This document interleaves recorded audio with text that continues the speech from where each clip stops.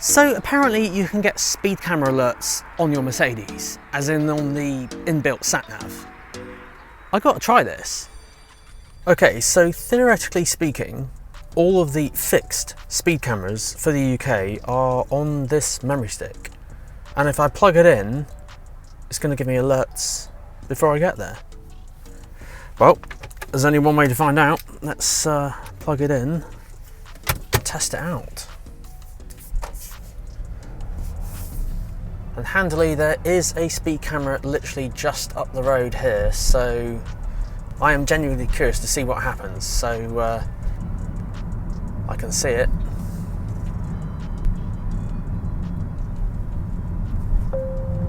Ah, now there's a sound I have not heard from MBUX before.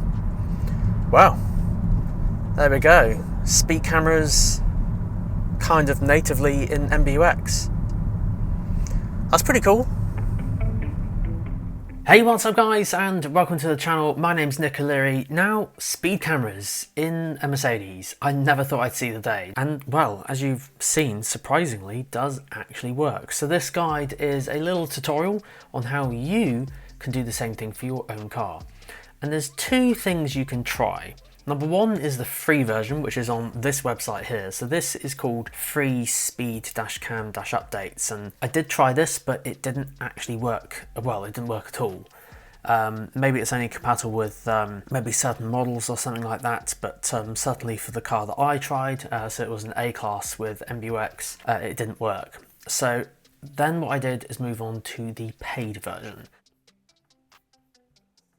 The actual money involved was actually very small, so this is of course all correct at the time of recording. So was it, I think, €10 for the entire year, so convert that to pounds, that's even less.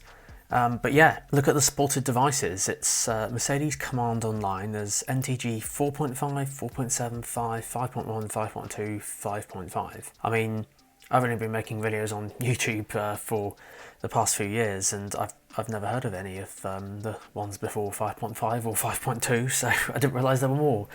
But there's Mercedes MBUX as well, so NTG6, NTG7. Also, double check on this website to make sure it is compatible. Just because you've got one of those doesn't mean that it will work. You do need to check the software version. Now, if you have got your car connected via Mercedes Me, then it should be doing it automatically and updating it. Certainly have one of the newer multimedia systems, but read through all the notes on here before you buy it and just make sure it is compatible, because once you have bought it, there's no going back. It does clearly state that. Yeah, if you did follow all the instructions on here, there's a few frequently asked questions and things like that. If you did follow it all, this is what you do. So once you've paid and downloaded, I should add it is only for the year as well. So if you want to do it for another year, then obviously double check the prices at the time. But yeah, once you have got your download link, you'll be presented with this screen. And yes, you can get speed camera detection for all of those countries on the left there. Now I will just add, double check. The reason why speed cameras are not in Mercedes-Benz in the first place is because they're not actually allowed in Germany. So there are certain countries in the world where speed camera detection is not allowed. So do double check if you're going to drive to Europe or something. In the UK it's fine. But yeah, what I did Europe and went down to the United Kingdom. Of course you can add more if you want to. Now this is what I thought was quite clever that you didn't get on the free one, and the free one didn't work anyway. But look, you can choose the icons you want to appear on the multimedia screen on the sat-nav. Now I did this one, so it's basically the speed camera symbol. My method for doing that was just because there's already similar symbols like that on MBUX and COMAND, so I thought, well, that symbol's not on there, so that'd be quite useful. And I have seen, I'm sure I've seen a traffic light symbol on there before, so I thought, let's do something that's you can clearly see, because you know, if you're driving, you want a quick glance. That's why I thought I'd choose that one. This next thing is a few settings from the looks of it for France. I didn't get to try that out, and I'm not sure what those two do, but I left it as just the correct position. The one underneath I thought was quite clever actually. You can actually choose the pre-warning in seconds. Now I did 15 seconds, and granted I did edit the video just slightly differently just to speed it up because I didn't want to take too long just showing you what the ding sounded like. Yes, that warning that comes through, just for context, that sound, that you can choose. So you can do 5 seconds, 15 or 25 before you get to the speed camera. Of course, reminder, this is fixed speed cameras, so this right here is not going to come up on this sort of thing. This is obviously a mobile speed camera that you will be familiar with. This is only fixed speed cameras, so ones on like a motorways or ones that are actually in the ground.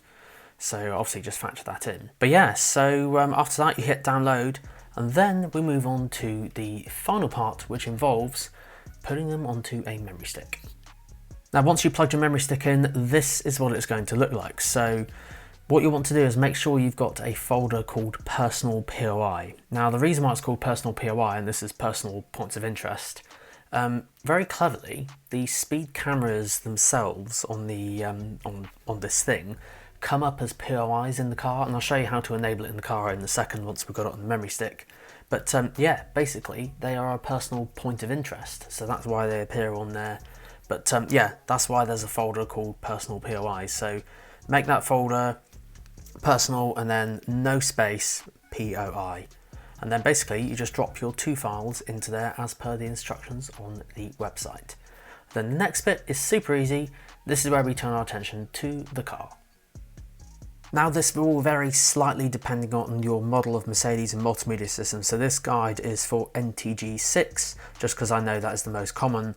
It will be in a slightly different location for NTG7. So all you do on the car's multimedia system is basically make sure you're on the home screen, press navigation, then go to the very bottom right hand corner where the cog is, the settings, tap on that one, then scroll down to advanced. In here make sure you're on the view tab, which it is at the moment, then go down to map elements. From here go to POI symbols, so points of interest symbols. Make sure display POIs is enabled for a start, and then scroll all the way down to the bottom and you will see personal POIs. Tap on this one and then you'll see your 2 files there that you downloaded from the website. So tap on both of these and then make sure that you've got all 3 enabled. So this will be display on the map, the visual warning and acoustic notification if you want the sound to come through when you get near. Now if you just want the visual element, just leave the top 2 enabled but don't enable the 3rd one.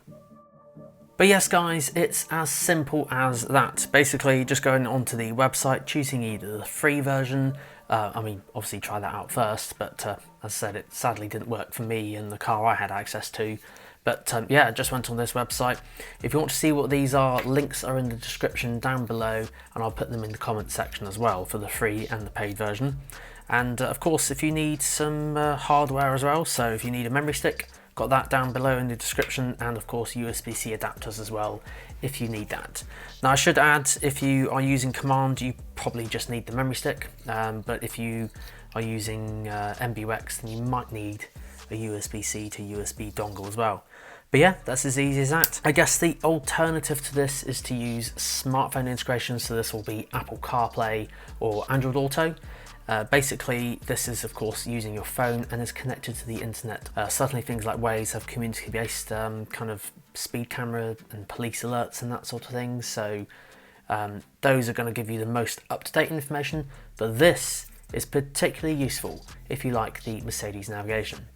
So if you want to know more about Apple CarPlay, make sure you check out this playlist right here, as this one has all the things I've covered with Apple CarPlay, from new features, tips and tricks, and even troubleshooting as well. Thanks so much for watching guys. Until next week, see you then.